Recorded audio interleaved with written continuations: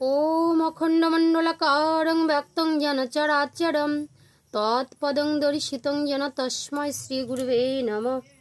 ओम अज्ञानतिमिरान्धस्य ज्ञानाञ्जनशलाकया चक्षुरुन्मीलितं येन तस्मै श्रीगुरुवे नमः। गुरु कृपा ही केवलम, गुरु कृपा ही केवलम, गुरु कृपा ही केवलम। जय श्री कृष्ण। राधे राधे। শুধু কৃষ্ণ ভক্ত, গৌর ভক্ত, হরিভক্ত, আমার মা সকল, বাবা সকল, আপনাদের প্রত্যেকের চরণে সশ্রদ্ধ প্রণাম। প্রণাম জানাই উপস্থিত সাধুগুরু বৈষ্ণব মণ্ডলীর চরণে, অনলাইন উপস্থিত কাছের দূরের আত্মীয় স্বজন ভাই বন্ধু। আপনারা কেমন আছেন? আশা করি প্রাণগোবিন্দ রাধারানীর কৃপায় সকলেই ভালো আছেন। আমিও আপনাদের অনেক অনেক আশীর্বাদ ভালোবাসায় খুব ভালো আছি। তো আজকে আপনাদের সামনে যে ভিডিওটি তুলে ধরার চেষ্টা করছি, এক দরিদ্র ভক্ত চরিত্রের কথা। তো আমরা এর আগে ভক্তমাল চরিত্রের কিছুদিন পূর্বে বহু ভক্ত চরিত আমরা শ্রবণ করেছি। সেগুলো অত্যন্ত মর্মান্তক, শুনলে মানে মন প্রাণে ভক্তি জন্ম নেয় যে এরা মানুষ হয়ে যদি এত কিছু করতে পারে গোবিন্দের জন্য, আমরা কি করছি? আমরা এই পৃথিবীতে এসেছি শুধু খাবো দাবো, আসার সময় কি আনলাম, যাবার সময় কি নিয়ে যাব, আমাদের জীবনের উদ্দেশ্য কি আমরা জানতেই পারলাম না। কিন্তু সেসব ভক্তের দিকে যদি আমরা লক্ষ্য করি, দৃষ্টি নিক্ষেপ করি, সেই ভক্ত ধ্রুব, ভক্ত প্রহ্লাদ, আরও নানা রকমের ভক্ত রয়েছেন। তো অনেক ভক্ত চরিত্রের কথা আমরা আলোচনা করেছি, ভক্ত হরিশ, হরিদাস, এগুলো অনেক। তো এদের দিকে দেখলে আমরা মনে করি সেই ছোট্ট কিশোর বয়সে যদি ভগবান প্রাপ্তি হয়, আমাদের 3 কাল চলে গেছে, আর একটি মাত্র কাল বাকি আছে। মাথার কেশগুলো প্রায় পেকে গেছে, কলপের কালি দিয়ে শুধু কালো করে রেখেছি বাবা, চোখে দেখতে পায় না, আর দাঁত ভেঙে গেছে, তবুও যেন কৃষ্ণ কথা মুখেই আসে না। আর কতদিন এমনভাবে থাকবো? সত্যি তো জীবনের একটি উদ্দেশ্য আছে, কি? আত্মার মুক্তি ঘটানো। আমি যে শরীরটা ধারণ করে আছি সেটা আমার শরীর নয়, আগেও ছিল না, এখনো নয়। এই আমিটাই হচ্ছে সেই প্রাণগোবিন্দ অনাদির আদি ভগবান। আমি কে, আমি কোথা থেকে এলাম, আমার সত্যতাটা কি, প্রত্যেকটা ব্যক্তিকে জানতে হয়। কিন্তু এই জানাটা কখন আপনার মনের মধ্যে উদয় হবে? যখন আপনার মনের মধ্যে চৈতন্য উদয় হবে। তো চৈতন্য কিসে উদয় হয় বাবা? আমাদের সনাতনীদের নববিদ্যা ভক্তি থেকে। তাহলে তার জন্য আমাদের কি করতে হবে? শ্রবণ, কীর্তন, মনন, আস্বাদন, নানা রকমের 9টি ক্রিয়া রয়েছে। তো সেক্ষেত্রে আমরা কিন্তু কিছু কি করছি? হয়তো একটা দুটো করছি, গান শুনতে গেছি কিন্তু মনটা বাড়িতে, বৃন্দাবনে গেছি কিন্তু বাড়িতে মনটা। এইভাবে কৃষ্ণ প্রেমের জন্ম হয় না। অনায়াসে ভক্ত চরিত শ্রবণ করে যদি নয়ন বাড়ি ধারা ঝরে পড়ে, কৃষ্ণ নামে যদি কারো নয়ন বাড়ি ধারা ঝরে পড়ে, তো অবশ্যই তার আত্মার মুক্তি হয় এবং চৈতন্য উদয় হয়। কথায় আছে, কৃষ্ণ নাম শুনে যদি না লাগে মধুর, মনে রেখো সেই দেহে পাপ আছে প্রচুর। তা আমাদেরকে ভক্তচরিত অন্ততপক্ষে মাসে 2বার 1বার শ্রবণ করতে হয়। আরও যদি পাঠ করতে পারি, কীর্তন করতে পারি, আরও মঙ্গল। এই জন্যই আমরা কিন্তু পিছিয়ে পড়ে আছি। সবাই এগিয়ে চলে গেল, বলে যারা পরে এলো আগে গেল, আমি রইলাম পড়ে। আমার যেন আর উদ্ধারই হচ্ছে না। এই নরকের যন্ত্রণা ভোগ করতে করতে ঋণে জর্জরিত সংসারে এত আর্তনাদ, যেন বেঁচে থাকেও মরার মতো পড়ে থাকি। তবুও আমরা মনে করতে পারি না গোবিন্দ বলে কেউ আছে। অখাদ্য কুখাদ্য ভক্ষণ তো করেই চলেছি, কৃষ্ণ নামের কোনো নাম নেই। আর যেখানে কালচার সেখানে। কিন্তু হ্যাঁ, এখন আগের থেকে মানুষ কিন্তু অনেকটা জাগ্রত হয়েছে। হিন্দুরা কিন্তু অনেকটা জাগ্রত হয়েছে, সংস্কারী হয়েছে। তো কথা আছে, হিন্দু পতিত নাহি হয় না কো ভুবনে। তো হিন্দু কখনো পতিত হয় না, তার মনের মধ্যে কৃষ্ণপ্রেমের উদয় হবেই। গোবিন্দ বলেছে, আমি যদি থেকে থাকি, প্রত্যেকটা ব্যক্তিকে মনে করে দেয় এক সময় যে আমি আছি। যতই তুমি কথা শোনো, যতই তুমি অকর্ম কুকর্ম করো, কিন্তু একদিন তোমাকে ভাবতেই হবে আমি এই পৃথিবীতে আছি। তো চলুন আজকে এক ভক্ত চরিত শ্রবণ করি। আমরা চলে যাব রামায়ণ পর্বে, ত্রেতা যুগে। কোথায়? পঞ্চবটির বনে। তো এর আগে আমরা অনেক ভক্তচরিত কথা শ্রবণ করেছি। আজকে আপনাদেরকে অনুরোধ করব, এই ভক্তচরিত শ্রবণ করুন। মনে অবশ্যই প্রেমের সঞ্চার হবে, কৃষ্ণ প্রেমের সঞ্চার হবে, প্রভু রামজির প্রতি মায়া হবে, দয়া হবে, আর অবশ্যই চৈতন্য উদয় হবে। এই তো আমাদের কর্ম গো। সারাদিন যত কাজই করি না কেন, দিনে একটি বার হলেও নাম কীর্তন শ্রবণ করা, একটু নাম করা, মন প্রাণ যেন শান্তি হয়ে যায়। যত টাকা থাকুক শান্তি তো পাই না আমরা, তাই না? তো চলুন আজকে আমরা সেই চলে যাব হীরা চণ্ডাল ও মাতা মোহিনী দেবীর উপাখ্যানে। তো আপনাদেরকে রেখা সরকার ইউটিউব চ্যানেলে সুস্বাগতম। যারা আগে থেকে আমার ভিডিও দেখেন, অনেক ভালোবাসা দিয়েছেন। আজকে আপনাদের ভালোবাসার জন্য অনেকটা এগিয়ে এসেছি। আরও বেশি বেশি করে ভালোবাসা দিন, উৎসাহ দিন, যেন আমি কৃষ্ণ কথা হরি কথাই আপনাদের শ্রবণ করাতে পারি। আন কথা যেন আমার মনে না আসে। তাই কৃষ্ণ কথা হরি কথায় যদি ভুল হয়ে যায় ভাব ভাষায়, বাবা আমি তো গ্রামের কুলবধূ, কথা বলতে অনেক কোটি কোটি ভুল। তো আপনাদের চরণে আমি ক্ষমা প্রার্থী। ভুলগুলোকে আপনাদের চরণের ফুল করে মস্তকের মধ্যে আশীর্বাদের হাতটুকু রাখবেন। জয় নিতাই, জয় গৌর, জয় জয় শ্রী রাধেশ্যাম। চলুন আমরা এগিয়ে যাই, আপনারা দেখুন। আর যদি ভালো লাগে অবশ্যই চ্যানেলে লাইক শেয়ার কমেন্ট করে চ্যানেলটি সাবস্ক্রাইব করে পাশে থাকবেন। তো বাবা, পঞ্চবটির বন ছিল বহুদিন পূর্বে। কার কথায় যাব? সেই হীরা চণ্ডাল বাবা আর তার স্ত্রী মাতা মোহিনী দেবী বাস করতেন। তো আমরা শুনেছি পঞ্চবটির বনে কিন্তু অনেক যোগীগণ, সাধুগণ, মুনিগণ তারা তপ করতেন, তপ জপ ক্রিয়া করতেন। কারণ এই পঞ্চবটির বনটা অতিরিক্ত মনোরম একটা স্থান ছিল। সেখানে কোনো কলহ নেই, দ্বন্দ্ব নেই, আর শান্ত নদী, সেই সরজ নদী বয়ে চলত। সেখানে হরিণ, নানা রকমের কিন্তু জীবজন্তু, পশু পাখির কলরবে তারা কিন্তু মুনিরা অত্যন্ত আনন্দের সহিত সেখানে বাস করতেন। আর তারই মাঝে বাস করতেন হীরা চণ্ডাল এক কনে আর তার স্ত্রী। তো বাবা, সকলের বিবাহের পরে একটা স্বপ্ন থাকে দাম্পত্য জীবনে সন্তান প্রাপ্তি, তাই না? কিন্তু তারা এত ধার্মিক ছিলেন, সন্তানের কথা ভাবতেনই না। ঘরের মধ্যে তো গোবিন্দ ছিল, তারই পূজা করেন আর প্রসাদ পেতেন প্রত্যেক দিন। তাদের মনের মধ্যে এই সংসারের যে যাতনা, যে এটাও চাইবো ওটা চাইবো, সেটা বলে কিছু ছিল না।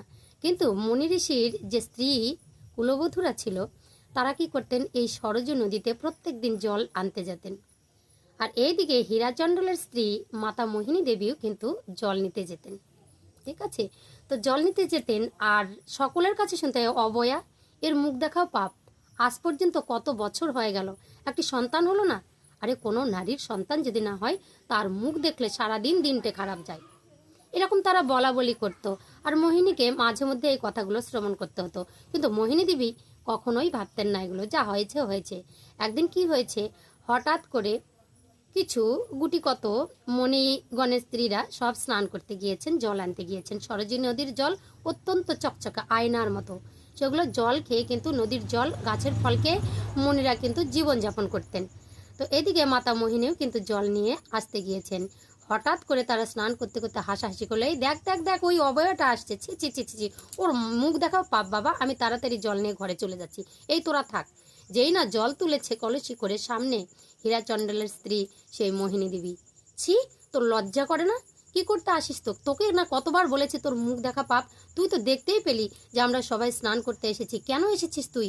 ছি ছি ছি, ও চলো গো চলো, আর ওর মুখ দেখবো না, চলো। কেন এসেছে? আর কোনোদিন আসবি না। অবয়া, কুলোটা, তোর কোনোদিন বাচ্চা হয় না, তুই কেন মুখ দেখাতে আসিস? মাতা মোহিনী দেবী আর জল নিলেন না, আছাড় মেরে জলের কলসিটা ওই নদীর জলে ফেলে দিলেন। আর দিয়ে ছুটতে ছুটতে, স্বামী স্বামী বলে চিৎকার করতে করতে এসে হীরা চণ্ডালের চরণে আছাড় খেয়ে পড়েছে। কি গো, কি হয়েছে তোমার? জল কোথায়? জল? আমি আর জল নেব না স্বামী, আমি আর জল নেব না। না, আমার শুনতে খুব খারাপ লাগছে, সবাই আমাকে অবয়া বলে জানো, সবাই আমাকে কুলাটা বলে, আমার মুখ দেখা নাকি পাপ, সবাই বলা বলি করে। তাই ঠিক করেছি আমি আর কাল থেকে জল আনতে যাব না। আর আমি এই প্রাণ আমি সরজ নদীতে ভাসিয়ে দেব, আমার জীবন আমি এখানেই বলিদান দেব। এই মোহিনী, তোমার কি হয়েছে? বলে, সবাই তো মা হয় স্বামী, আমার কি, আমি কি কোনোদিন সন্তানের মুখ দেখতে পারবো না? আমি তো এই আশা কখনো করিনি, কিন্তু সবাই আমাকে অবয়া বলে। ভিখারিরা আমার হাতে ভিক্ষা নেয় না, বৈষ্ণবরা আমার হাতে সেবা করে না, আমি কি করব? আমার প্রাণ বেঁচে থাকার থেকে মরে যাওয়াই ভালো। মোহিনী বলছে, শোনো। হীরা চণ্ডাল বলছে, শোনো মা, শোনো মোহিনী, তুমি এমন করে কান্না করো না। কেন? লোকে যা খুশি তাই বলতে পারে, কিন্তু আমাদের ঘরে তো গোবিন্দ আছে, সেই তো আমার পিতা, সেই তো আমাদের মাতা, আমরা তার প্রসাদ পাই, কত শান্তিতে আছি বলো তো।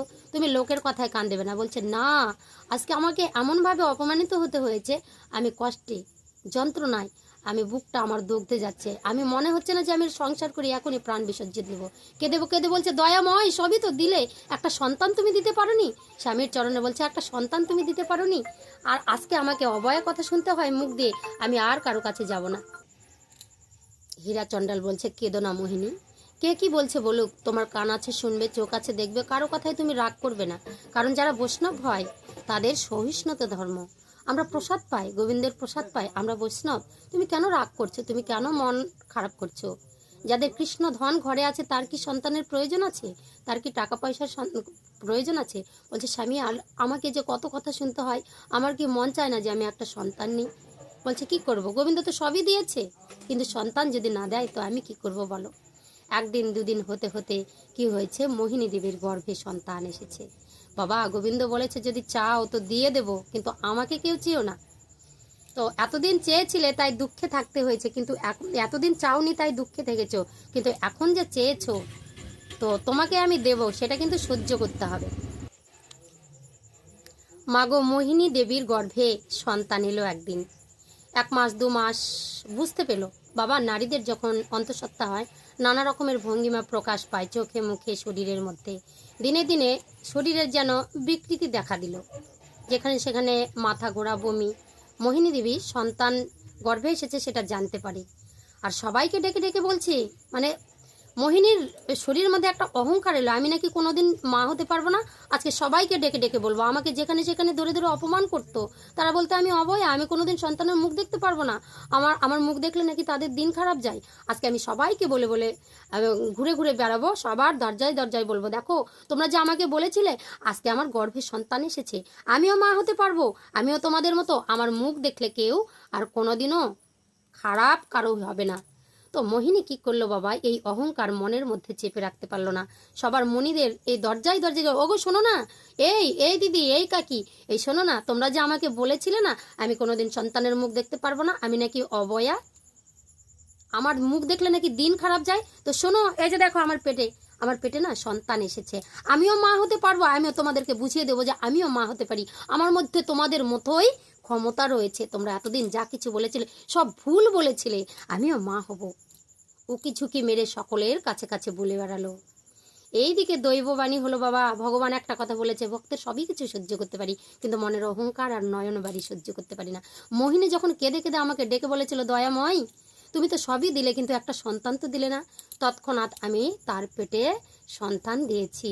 আর আজকে মোহিনীর অহংকার হয়েছে, চোখের জল মুছে গেছে, এই দুটো দিনই তো আমি সহ্য করতে পারি না। দৈববাণী হলো, মোহিনী তুই যে অহংকার করে সকলের কাছে উকিঝুঁকি করে ঘুরে বেড়াচ্ছিস, সন্তানের জন্য অহংকার করছিস, তোকে আমি অভিশাপ দিলাম, এই সন্তানের মুখ তুই দেখতে পারবি না। কে কে ওখানে কে বলছে আমি সন্তানের মুখ দেখতে পারবো না? কে বললো? আমি মা হচ্ছি, আমি নিজে গর্ভ থেকে তাকে আমি প্রসব করবো, আমি সন্তানের মুখ দেখতে? দূর হয়ে যাও মিথ্যাবাদী, মিথ্যা কথা বলবে না। মোহিনীর এতটা অহংকার ছিল, দৈববাণীকে অস্বীকার করলো। ঘরে চলে এলো মোহিনী। 1 মাস 2 মাস 3 মাস 4 মাস তাদের অভাব, বাবা ভিক্ষা করে দরজায় দরজায় যায়, ভিক্ষা করে নিয়ে এসে যা কিছু পায় গোবিন্দের চরণে অর্পণ করে দুই স্বামী স্ত্রী প্রসাদ সেবা করত। তো এবার কি করেছে, গোবিন্দের পরীক্ষা দেখুন। তো দিয়েছি, কিন্তু তুমি যদি ভালোবাসো আরও তো কষ্ট দেবই তোমাকে। আর মোহিনীর অহংকার, মোহিনীর অভিশাপটা, সেটা তো পূর্ণ করতে হবে। 1 মাস 2 মাস করতে করতে বাবা 9 মাস 7 দিন গর্ভ যন্ত্রণা, মানে তার 3 দিন আগে থেকে ঘরে কোনো খাবার নেই। আর যে ঘরে গর্ভবতী মা রয়েছে বাবা, যদি খাবার না থাকে তাদের কত কষ্ট হয়। কোনো ফল পেল না, কোনো কারো বাড়িতে চাল পেল না, 3টা দিন শুধু মোহিনীর জল খেয়ে কাটিয়ে দিল। পেটের মধ্যে বাবা সন্তান, পরিপুষ্ট সন্তান, আর কয়েকদিন হলে সন্তান হবে। তো মোহিনী কেঁদে কেঁদে বলছে, দয়ামা এতই কষ্ট দিয়েছো, পেটের মধ্যে যে অসহ্য যন্ত্রণা, আমি যে ক্ষুধার যন্ত্রণা আর সহ্য করতে পারছি না, আমার পেটের মধ্যে একটি সন্তান রয়েছে, কি করব, কেমন করে প্রসব ব্যথা দেবো আমি যদি না খেয়ে থাকি? ওগো আমাকে তুমি একটুকে একটা ফল এনে দিতে পারবে, আমি আর সহ্য করতে পারছি না। হীরা চণ্ডাল বলছে, মোহিনী তুমি আর কেঁদো না, কি করব, যেখানে সেখানে গেলাম একটা গাছেও ফল নেই, সব কিছু গোবিন্দ হরণ করে নিয়েছে। সকলের বাড়িতে গেলাম, এক মুষ্টি চাল কেউ দিল না, 3 দিন অঝরে বৃষ্টি হচ্ছে। বলছে তোমার খুব ক্ষুধা পেয়েছে, আমি বুঝতে পারছি। এবার মোহিনী কি করেছে, ক্ষুধায় কাতর হয়ে শুয়ে পড়েছে। স্বামী একটু একটু খাবার তুমি কোথাও থেকে এনে দাও, আমার প্রাণ যেন চলে যাচ্ছে, তাড়াতাড়ি করে এনে দাও, আমি আর সহ্য করতে পারছি না। হীরাচন্ডার ভিক্ষার ঝুলিটা ওই ঝড় বৃষ্টি তুফানের মধ্যে বাবা বেরিয়ে গেছে। বেরিয়ে যেতে ভিক্ষার ঝুলিটার মধ্যে বাবা দেখছে চারিদিকে ঝড় বন্ধ। সবার বাড়ি থেকে অনেক চাল পেয়েছে, ডাল পেয়েছে। গোবিন্দের কি লীলা খেলা! এইবার কি করেছে, আবার প্রচণ্ড জোরে ঝড় বৃষ্টি এসেছে। এদিকে মোহিনী মায়ের গর্ভে যন্ত্রণা, প্রসব ব্যথা উঠেছে। আর হীরাচন্ডাল একটা জঙ্গলের মধ্যে দিয়ে পথ পার হতেই আরাম করে বিদ্যুৎ চমক আর এমন দমকা হাওয়ায় একটা গাছের ডাল পড়ে হীরাচন্ডাল মাথাটা ঘুরে বাবা মাটিতে পড়ে গেল। মাথা ফেটে গেছে। চালের ঝোলা যে কোথায় চলে গেছে খুঁজে আর কিছু, চোখ মুখ অন্ধকার দিয়ে পড়ে আছে। আর এইদিকে মাতা মোহিনী দেবীর প্রসব যন্ত্রণায় চটপট করছে। ওগো, কেউ আছো? কেউ কি আমায় ধরতে পারবে একটু? আমার খুব ব্যথা করছে, আমি আর সহ্য করতে পারছি না। কিভাবে আমি সন্তান প্রসব করব? 3 দিন 4 দিন ধরে অনাহার আছি। ওগো, কেউ আছো? দয়াময়, তুমি কি আছো? কাঁদতে কাঁদতে হীরাচন্ডালকে ডাকছে, ওগো স্বামী, তুমি কোথায় গেলে আমাকে ছেড়ে? আমি খেতে চাই না, শুধু আমার কাছে এসে একটু আমার মাথায় হাত বুলিয়ে দাও। এত যন্ত্রণা, প্রসব ব্যথা আমি আর সহ্য করতে পারছি না। ওগো, কেউ কি নেই? আর চারিদিকে বাবা ঝড় এমন ঝমঝম করে হচ্ছে, কেউ কারো কথা শুনতে পারে না। এই দিকে কি করেছে, মোহিনী কাঁদতে কাঁদতে এক সময় একটি সন্তান জন্ম দিয়েছে। একটি সন্তান জন্ম দিয়েছে। আর মোহিনী ওই প্রসব ব্যথায় না খাওয়া পেটে এক সময় প্রাণ ত্যাগ করেছে। মোহিনী আর পৃথিবীতে নেই। একটি সন্তানের আওয়াজ শুধু কোয়া কোয়া করে কান্না করছে। আর এইদিকে হীরাচন্ডালের বাবা হুঁশ ফিরে এসেছে। ঝড় বৃষ্টি থেমে গেছে। ঝোলাটা তুলে নিয়েছে চাল ডালের, আর ডাকছে, মোহিনী, মোহিনী, এই দেখো তোমার জন্য আমি কত চাল ডাল নিয়ে এসেছি। দেখো 3 দিন ধরে বৃষ্টি, কিন্তু আজকে এমনই ঠাকুরের দয়া, আমি ঝুলি ভরে চাল ডাল পেয়েছি। ও মোহিনী, দরজা খোলো। কি হলো তোমার? আওয়াজ কেন আসছে না? আজকে আমরা 2 স্বামী স্ত্রী পেট পুড়ে খাবো, আর গর্ভের সন্তান তোমার খুব ভালো থাকবে, তুমি শক্তি দিতে পারবে, আর তুমি চিন্তা করো না। মোহিনী, দরজা খোলো। মোহিনী, কি হয়েছে? দরজা খোলো। আমি তোমার জন্য কত চাল ডাল আনাজ সবজি নিয়ে এসেছি, একবার দেখবে না মোহিনী? তুমি তো ক্ষুধায় ছটফট করছিলে। যেই না তালপাতার কুড়া ঘরের মধ্যে হাত দিয়েছে বাবা, ধাক্কা দিয়েছে, দেখছে মোহিনী অচৈতন্য হয়ে মেঝের মধ্যে শুয়ে আছে, আর কোলের মধ্যে একটি সন্তান। মোহিনী, ও মোহিনী, তাড়াতাড়ি বাবা। কোনোদিন বাবা ডাক শোনেনি, তাদের সন্তান ছিল না, ধরপড় করে গিয়ে সন্তানটাকে কোলে নিয়েছে। কি সুন্দর সন্তান! ও মোহিনী, ওঠো না, দেখো। ও মোহিনী, দেখো, তুমি তো সন্তান চেয়েছিলে না, তুমি মা হতে চেয়েছিলে, দেখো তোমার কত সুন্দর একটা সন্তান হয়েছে। মোহিনী, ওঠো না গো, ওঠো না। ও মোহিনী, মোহিনী থাকলে তো বাবা কে কাকে সাড়া দেবে? সে তো কতক্ষণ আগেই মারা গেছে। গায়ের মধ্যে হাত দিল, নারীটা দেখলো হীরাচন্ডাল, সে বুঝতে পারলো বহুক্ষণ আগেই মোহিনী প্রাণ ত্যাগ করেছে। আর মোহিনীর শরীরটা ঠান্ডা হয়ে গেছে। সন্তানটাকে নিয়ে চিৎকার করে উঠেছে, দয়াময়, এ তোমার কেমন বিচার? তুমি যখন কষ্টই দিলে, সন্তানই দিলে, তাহলে দিলে কেন? তুমি যখন কেড়েই নিবে আমার মোহিনীকে, যেমন ছিলাম ব্যস্ত ছিলাম, কেন তুমি দিয়ে ধন কেড়ে নাও? বাবা, যারা ধন চাই, গোবিন্দ বলেছে, দিয়েছি ধন বুঝিতে মন কেড়ে নিতে কতক্ষণ? যা অহংকার করেছো, এক নিমিষে তুমি চলে যেতে পারো স্বর্গে, এক নিমিষে তোমাকে নেমে নিয়ে আসতে পারি মর্তে, কখনো কাউকে পাতালেও ঢুকিয়ে দিতে পারি, যেমন করে বলি রাজাকে ঢুকিয়ে দিয়েছিলাম। মোহিনী মরে গেল বাবা। মোহিনী আর সন্তানের মুখ দেখতে পারল না। ওই ছোট্ট শিশুটাকে লোকের বাড়িতে ঘরের মধ্যে শুইয়ে রেখে স্ত্রীর সৎকার সেরে এসে মেয়েটাকে কোলে নিয়ে বলছে, দয়াময়, সন্তান তো দিলে, যার মা থাকে না সেই সন্তানকে কি করে কে বাবা মানুষ করতে পারবে? আর একটা ছোট্ট সদ্যজাত শিশু, আমার কি স্তনদুগ্ধ আছে, তার মুখে দেব? কেন এমন করলে? মা মেয়ে দুজনকেই কেড়ে নিতে পারতে। আজকে যা তুমি করলে দয়াময়, ভালো করলে না। গোবিন্দ তো ভালোই করে, কিন্তু আমরা কি তার লীলাটা বুঝি? একটা কথাই আছে, গোবিন্দ যা করে ভালোর জন্যই করে, কিন্তু তার কথাটা ভাবতে হয়। কিন্তু ভালোর জন্য কেন করে? আত্মা উদ্ধারের জন্য এত কষ্ট দেয় আমাদেরকে, তিল তিল করে মেরে দেয়। তোমরা একবার আমাকে স্মরণ করো, সমস্ত শান্তি এখানেই আছে, সুখ শান্তি সমস্ত কিছু আছে। কিন্তু তোমরা তো বোঝো না, তোমরা তো এই মানে কি বলবো, মর্তের মাটিতে শুধু সুখ চাও। কিন্তু সুখটা কোথায়? কৃষ্ণ ভজনে, হরি নামে। তার মতো সুখ নেই বাবা, তার মতো সুখ নেই। হীরাচন্ডাল কাঁদতে কাঁদতে বলছে, দয়াময় বাবা, মা যদি বেঁচে থাকে সন্তান মানুষ করতে পারে বাবা মারা গেলেও, কিন্তু মা যদি মরে যায় একটা সন্তানের কত বিগড় গতি হয়। কাঁদতে কাঁদতে বলছে, দয়াময় কিছু একটা করো। সবার দরজায় গিয়েছে বাবা, ধাক্কাচ্ছে, ওগো কেউ একটু দুধ দিতে পারবে? একটু দুধ দাও না, আমার সন্তানটাকে দেখো না, ওর মা মারা গেছে, এই অবয়টার বাচ্চা হয়েছে, সবাইকে উকি ঝুঁকি মেরে বলছিল, সে চলেই গেল, যা আমাদেরকে বেশি অহংকার দেখিয়েছিল, এই যে দেখ সন্তান রেখে মরে গেল। আর আজকে ওই অবয়ার স্বামী দুধ চাইতে এসে, এই মেয়েও অবয়া, অবয়ার মেয়ে অবয়া, একে দুধ দেওয়া যাবে না। ধরাম করে দরজাটা বাবা বন্ধ করে দিচ্ছে সবাই। কাঁদতে কাঁদতে হীরাচন্ডাল উঠানের মধ্যে বসে কাঁদছে, দয়াময় একটা কিছু করো, এই সন্তানকে আমি কিভাবে মানুষ করব? আর দয়াময় বাবা স্বর্গ থেকে ওই কামধেনুকে পাঠিয়ে দিল, যে কামধেনুর কাছে যা চাইবেন সমস্ত কিছু দেবে। এবার কামধেনু এসে হাম্বা হাম্বা করে চিৎকার করছে হীরাচণ্ডালের বাড়ির সামনে, আর তার বাঁট দিয়ে যেন সরসর করে দুধ পড়ছে। সঙ্গে সঙ্গে এসে বলছে, কামধেনু, ও ধেনু গরু, গাভী মাতা, এক বাটি দুধ দিতে পারবে? দেখো না আমার ছোট্ট শিশুটা, আমি কিচ্ছু খাওয়াতে পারিনি, এক বাটি দুধ দিতে পারবে? একটা বাটি নিয়ে যেই না দিয়েছে বাবা, দরদর করে দুধ ছেড়ে দিয়েছে কামধেনুটা। আর প্রত্যেক দিন একই সময়ে এসে দুধ দিয়ে যায়, আর হীরাচণ্ডাল তার মেয়েকে খাইয়ে দেয় আর চলে যায় বাবা ভিক্ষাতে, চলে যায় জঙ্গলে কাঠ কুড়োতে। এইভাবে দেখতে দেখতে মেয়েটার বয়স 8 বছরে পড়লো। দয়াময় বলছে, দিয়েছি তোকে, সবই কিছু দিয়েছি, আজকে আর দেব না। কেন? প্রথমে তোর মাকে কেড়ে নিয়েছি, এবার তোর বাবাকে কেড়ে নেব।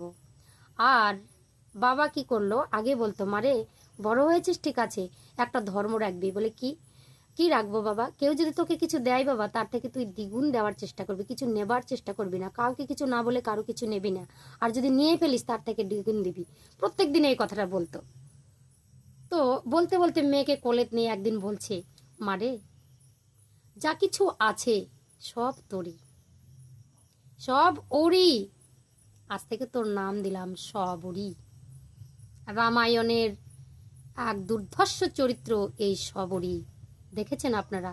এই সবরী বৃদ্ধ বয়সে প্রভু রামচন্দ্র লক্ষ্মণের চরণ সেবা করেছিল, নয়নবাড়ি জল দিয়ে চরণ ধৌত করেছিল, মাথার কেশ দিয়ে পা মুছে দিয়েছিল, কাপড় দিয়ে মুছলে যদি প্রভুর চরণে আঘাত লাগে।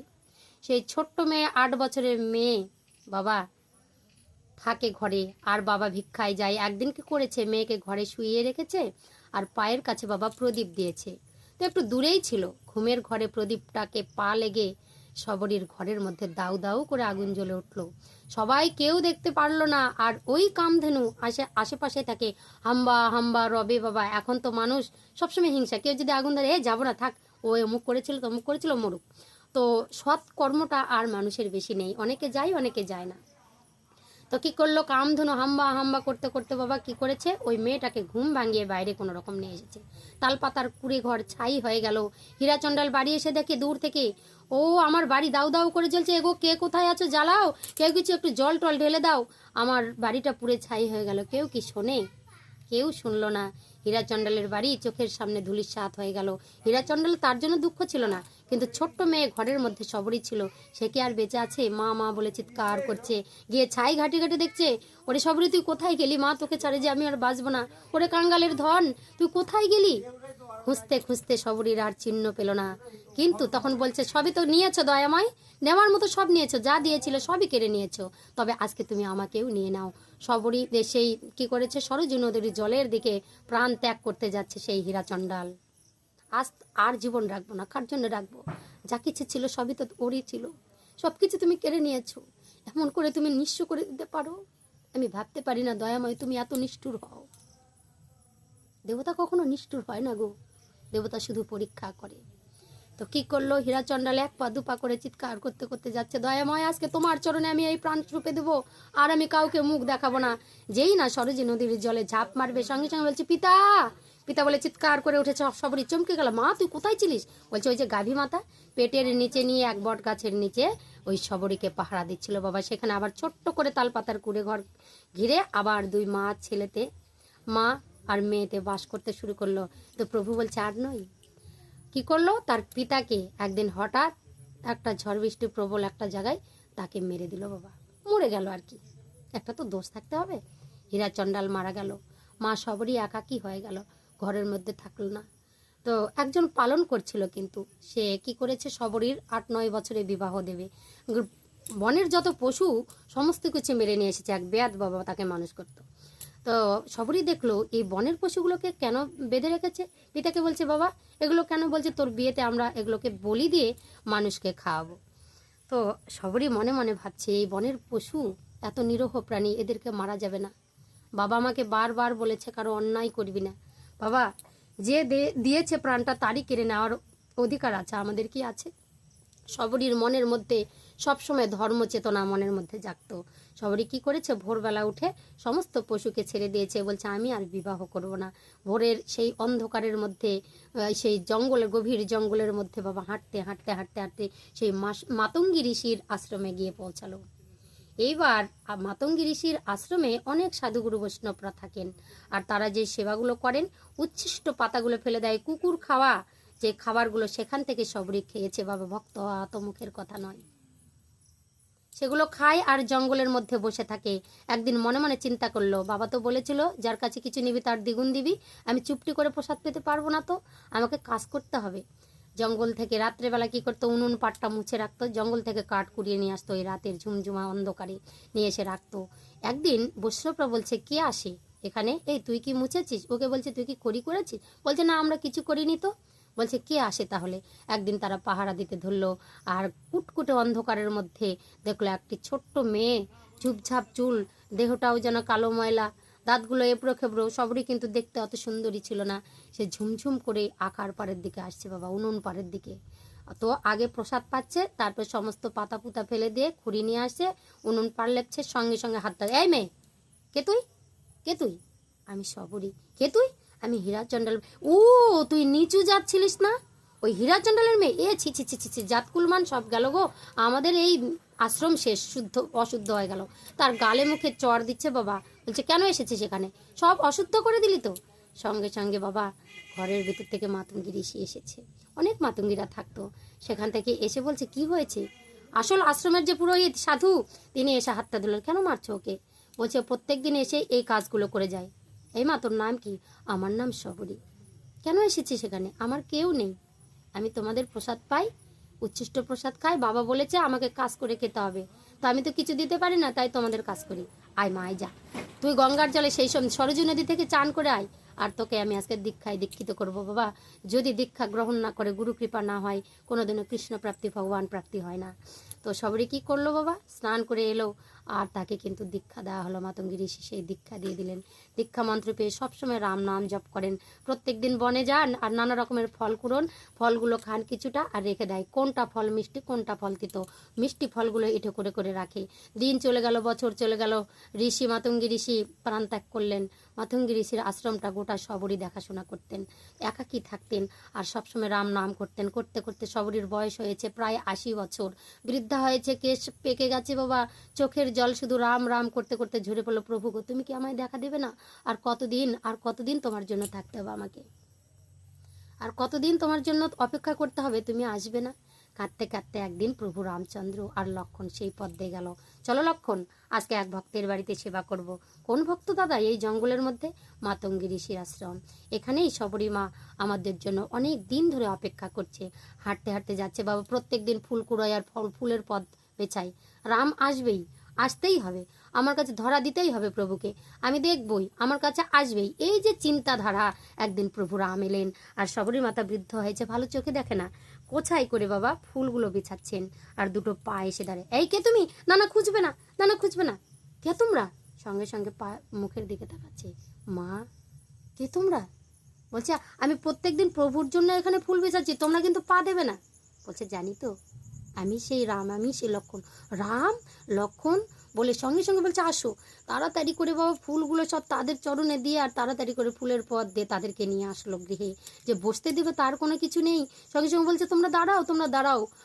জঙ্গল থেকে সেই পাতা কুড়িয়ে নিয়ে এসে বসতে দিল। আসন তো নেই, আমরা টিভিতে দেখেছি আসন দিয়েছে, এটা দিয়েছে সেটা দিয়েছে, না, সেই সময় এতটা সুখ ছিল না সবরী মায়ের।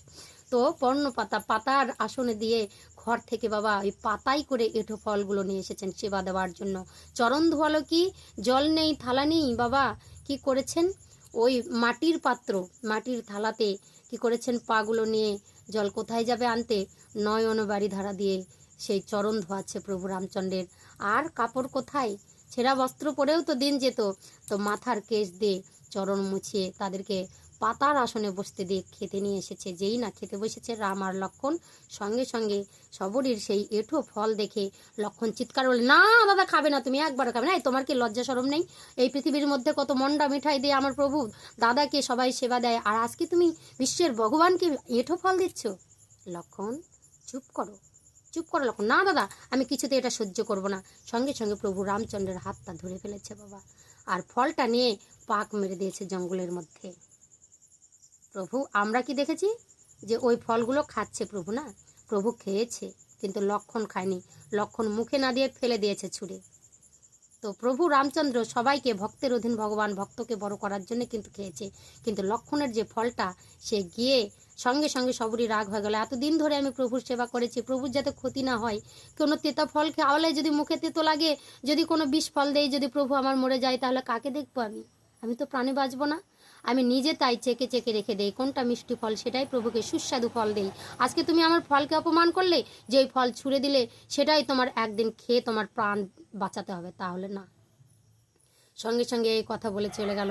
এবার কি হলো আপনারা সবাই জানেন, যখন এই যে শক্তিশাল বাণটা নিক্ষেপ করেছিল সেই মেঘদূত, তো লক্ষণের হৃদয়ে এসে পড়েছিল, তাই কি না? তো এই হৃদয়টা কেটে গিয়েছিল।